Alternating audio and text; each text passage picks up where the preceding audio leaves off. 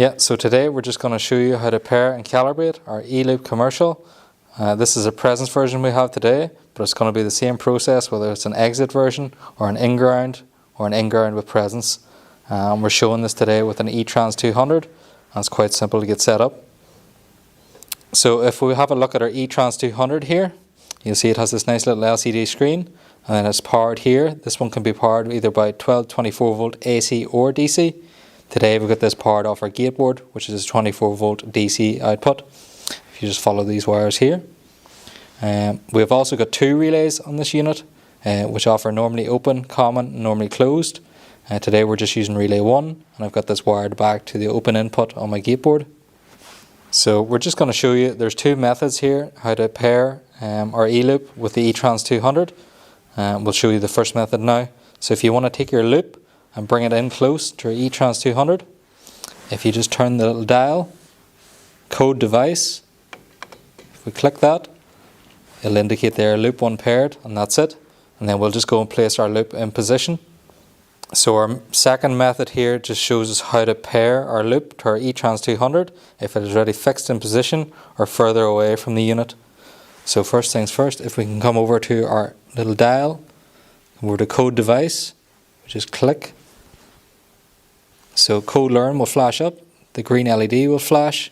If we then come over to our loop, using the magnet that's supplied, if we press and set this into the code recess, the code light will blink twice and loop 1 paired will show on the E-Trans 200. Yeah, so once we've got our loop paired, our E-Trans 200, and the loop is in position, you just take our little magnet that is supplied, place this into the set recess, the red LED will blink twice, remove the magnet, the red LED will flash 3 more times. This indicates the calibration process has been complete. So once we've got our loop calibrated and paired to our E-Trans 200, we just want to do a quick run with a magnet. Just place that over the loop and just to test and see does it operate our gate. Initially, once we trigger the loop then, the red LED will come on the E-Trans 200 to signal that it's activated. So the loop we're working with today is a presence mode loop.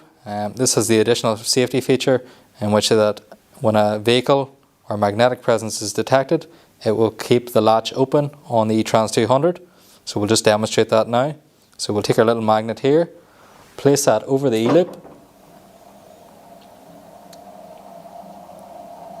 and as long as I keep my magnet or magnetic presence above the loop, the E-Trans will hold the latch, and you'll see that as the red LED stays on, and it'll also say loop 1 latched. Once I remove my magnetic presence then, we'll see that the latch comes off and the gate begins to close. The red LED will also go out at this point. So at this point then, we can see that the loop has been paired to the E-Trans 200. We've calibrated the loop and we've tested the presence mode is working, and all is working as should.